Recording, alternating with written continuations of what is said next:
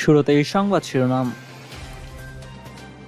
মুসলমানদের তীব্র আন্দোলনের মুখে মাথা নত করতে বাধ্য হল ফ্রান্সের প্রেসিডেন্ট। এবার ম্যাক্রোর কড়া সমালোচনা করল রাশিয়ার রেসলিং খেলোয়াড়। ফ্রান্স বিরোধী বিক্ষোভ, কংগ্রেস নেতাসহ মুসলমানদের বিরুদ্ধে ভারতে মামলা। মোহাম্মদ শিশুর নাম রাখলেই দেয়া হবে $1265। এবং সবশেষ থাকছে, নাগোর্নো কারাবাখ যুদ্ধে এবার রাশিয়ার কাছে হাত পাতল আর্মেনিয়া। এতক্ষণ শুনছিলেন সংবাদ শিরোনাম, এবার চলুন বিস্তারিত জানা যাক। মহানবী সাল্লাল্লাহু আলাইহি ওয়াসাল্লামকে বিদ্রূপ করে কার্টুন প্রকাশে সমর্থন এবং ইসলাম বিদ্বেষী মন্তব্যের কারণে সৃষ্ট তীব্র প্রতিক্রিয়ার মুখে এবার সুর নরম করেছেন ফরাসি প্রেসিডেন্ট ইমানুয়েল ম্যাক্রো। মহানবী সাল্লাল্লাহু আলাইহি ওয়াসাল্লামকে অবমাননা করে কার্টুন প্রকাশে মুসলমানদের অনুভূতিতে কেমন হতে পারে তা বুঝেন বলেও মন্তব্য করেছেন তিনি। কাতার ভিত্তিক সংবাদ মাধ্যম আল জাজিরাকে দেয়া একান্ত সাক্ষাৎকারে ফ্রান্সের প্রেসিডেন্ট এসব কথা বলেছেন। শনিবার আল জাজিরা আরবি সাক্ষাৎকারটি প্রকাশ করে। ইমানুয়েল ম্যাক্রো বলেন, ব্যঙ্গচিত্র প্রদর্শন করা ফ্রান্সের কোনো সরকারি প্রকল্প বা উদ্যোগ ছিল না। এটি একটি বেসরকারি, স্বাধীন এবং স্বতন্ত্র সংবাদপত্রের কাজ। পত্রিকাগুলো সরকারের অনুগত নয়। কার্টুন একে রাসূল সাল্লাল্লাহু আলাইহি ওয়াসাল্লামকে অবমাননা করায় মুসলমানদের অনুভূতি কেমন হতে পারে তা আমি বুঝতে পেরেছি। মহানবীর কার্টুন আঁকাকে সমর্থন করেন না জানিয়ে ম্যাক্রো জানান, তার সরকার এই কার্টুন আঁকাকে সমর্থন করবে না বলে জোর দিয়েছিল, কিন্তু কথা বিকৃতভাবে উপস্থাপিত হওয়ায় মানুষ মনে করেছে তিনি কার্টুনকে সমর্থন করেছেন। যারা ইসলাম বিকৃত করে তাদের আচরণে মুসলমানরা সবচেয়ে বেশি ক্ষতিগ্রস্ত হয় বলেও মন্তব্য করেন ফরাসি প্রেসিডেন্ট।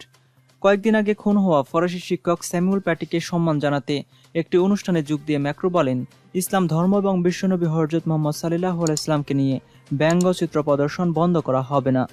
এরপরই ফ্রান্সের মুসলমানরা ম্যাক্রোর বিরুদ্ধে অভিযোগ তোলেন, তাদের ধর্মকে দমন করা এবং ইসলাম ফোবিয়াকে বৈধতা দিতে চেষ্টা করেছেন তিনি। ম্যাক্রোর এমন বিতর্কিত মন্তব্যের পরই তুরস্ক এবং পাকিস্তান সহ বেশ কয়েকটি আরব দেশ নিন্দা জানিয়েছে। এদিকে তুর্কি প্রেসিডেন্ট এরদোগান বলেছেন, ফ্রান্সের প্রেসিডেন্টের মানসিক স্বাস্থ্যের পরীক্ষা করা দরকার। জবাবে মুসলিম বিশ্ব থেকে ফরাসি পণ্য বয়কটের ডাক এসেছে। এরই মাঝে তুর্কি প্রেসিডেন্ট এরদোগান ফ্রান্সের পণ্য বয়কটের আহ্বান জানান। শুধুমাত্র আরবরাই নয়, পুরো মুসলিম বিশ্বেই ফরাসি পণ্য বয়কটের হিড়িক পড়ে গেছে। দোকান থেকে ফরাসি পণ্য সরিয়ে ফেলছে অনেক চ্যাথনামা চেইন শপ সহ বহু ব্যবসা প্রতিষ্ঠান। করোনা মহামারীকালে এই বয়কটের সুদূর প্রবাসী প্রভাব আঁচ করতে পেরে আরব দেশগুলোর প্রতি পণ্য বয়কট বন্ধের অনুরোধ জানিয়েছিল ফ্রান্স।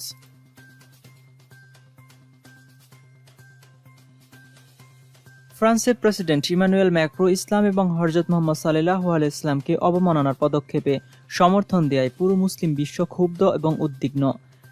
বিশ্বের অনেক দেশে এ নিয়ে বিক্ষোভ এবং ফরাসি পণ্য বর্জনের ডাক দেওয়া হয়েছে। এবার নিন্দা জানালেন মিক্সড মার্শাল আর্টের জীবন্ত কিংবদন্তি খাবিব নুরমাগোভেদো।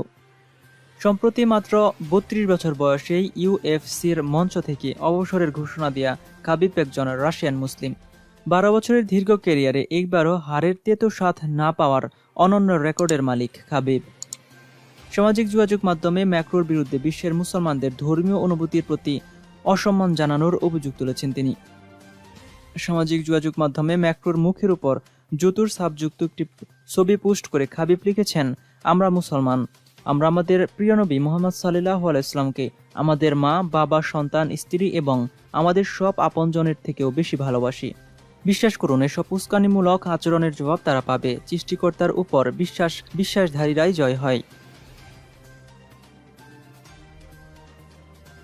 মহানবী সাল্লাল্লাহু আলাইহি ওয়াসাল্লামকে বিদ্রূপ করে কার্টুন প্রকাশের সমর্থন এবং ফরাসি প্রেসিডেন্ট ইমানুয়েল ম্যাক্রোর ইসলাম বিদ্বেষী মন্তব্যের প্রতিবাদ করায় কংগ্রেসের এক বিধায়ক সহ মুসলমানদের বিরুদ্ধে মামলা করেছে ভোপাল পুলিশ। হিন্দুস্তান টাইমসে জানিয়েছে, বৃহস্পতিবার ভোপালে কংগ্রেস বিধায়ক আরিফ মাসুদের নেতৃত্বে কয়েক হাজার বিক্ষোভকারী ইকবাল ময়দানে জমায়েত হয়। এ সময় তারা ফরাসি প্রেসিডেন্টের বিরুদ্ধে স্লোগান দেন। এ ঘটনায় কংগ্রেস বিধায়ক, কয়েকজন আলেম এবং 2000 জন অজ্ঞাত ব্যক্তির বিরুদ্ধে এএফআই দায়ের করেছে পুলিশ। এ ধরনের বিক্ষোভ বরদাস্ত করা হবে না বলে সাফ জানিয়ে দিয়েছিলেন বিজেপি শাসিত মধ্যপ্রদেশের মুখ্যমন্ত্রী শিবরাজ সিং চৌহান।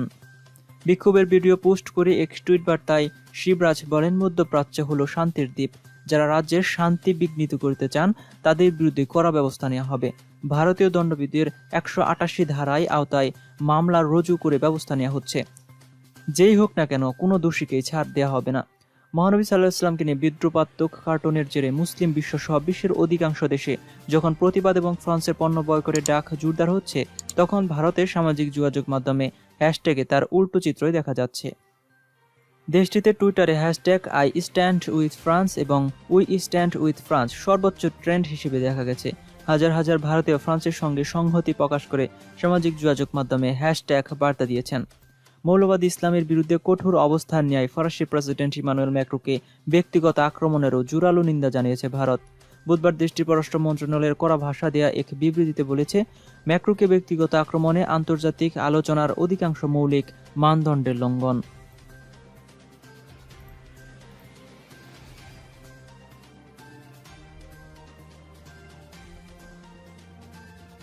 মহানবী হযরত মুহাম্মদ সাল্লাল্লাহু আলাইহি ওয়াসাল্লামের নামে নবজাতক শিশুর নাম রাখলে প্রতিটি পরিবারকে $1265 পুরস্কার প্রদানের ঘোষণা দিয়েছে চেচনিয়া সরকার।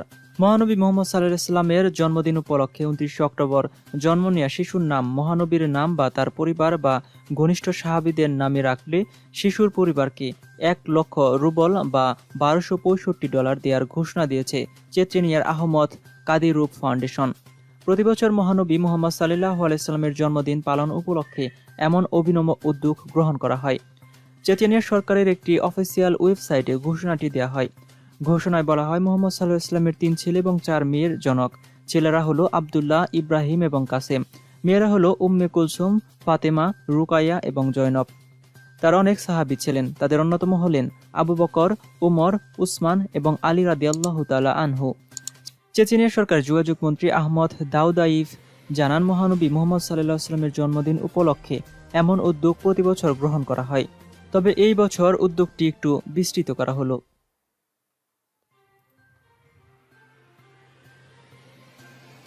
নাগোর্নো-কারাবাখে আজারবাইজানের সঙ্গে চলমান সংঘাতে যুদ্ধবিরতির সর্বশেষ উদ্যোগ ব্যর্থ হওয়ার পর আজ শনিবার আর্মেনিয়ার নিরাপত্তা প্রদানের জন্য জরুরি ভিত্তিতে পরামর্শ শুরুর জন্য রাশিয়ার প্রেসিডেন্ট ভ্লাদিমির পুতিনের সহযোগিতা চেয়েছেন আর্মেনিয়ার প্রধানমন্ত্রী নিকোল পাসেশিয়ান। ফরাসি বার্তা সংস্থা এএফপির এ খবর জানিয়েছে, আর্মেনিয়া এবং আজারবাইজানের পুরনো সংঘাত গত 27 সেপ্টেম্বর থেকে নতুন করে আবার শুরু হয়। এর মধ্যে সংঘাতে প্রাণহানি হয়েছে প্রায় 5,000 মানুষের। সংঘাত নিরসনে রাশিয়ার উদ্যোগে আর্মেনিয়া আজারবাইজান দুটো অস্ত্রবিরতি চুক্তিতে পৌঁছানোর পরও লড়াই থামেনি। সবশেষ যুক্তরাষ্ট্রের পক্ষ থেকে সংঘাত নিরসনের প্রচেষ্টা চালানো হয়। এর অংশ হিসেবে তৃতীয় দফায় অস্ত্রবিরতিতে পৌঁছায় দুই দেশ। সেটিও ব্যর্থ হলে শুক্রবার পুনরায় অস্ত্রবিরতিতে আলোচনায় বসলেও কোনো সমঝোতা হয়নি। চিঠির কথা জানিয়ে আর্মেনিয়ার পররাষ্ট্র মন্ত্রণালয় চিঠিতে আজারবাইজানের সঙ্গে চলমান সংঘর্ষ আরও বাড়তে পারে বলে আশঙ্কা প্রকাশ করেছেন। এক বিবৃতিতে আর্মেনিয়ার পররাষ্ট্র মন্ত্রণালয় জানিয়েছে, আর্মেনিয়ার প্রধানমন্ত্রী নিরাপত্তা নিশ্চিত করতে রাশিয়ার প্রেসিডেন্টকে জরুরি ভিত্তিতে পরামর্শ শুরুর আহ্বান জানিয়েছেন, যাতে করে আর্মেনিয়ার নিরাপত্তা নিশ্চিত করতে রাশিয়া কোনো ধরনের এবং কী পরিমাণে সহযোগিতা দিতে পারবে তা নির্দিষ্ট করা যায়।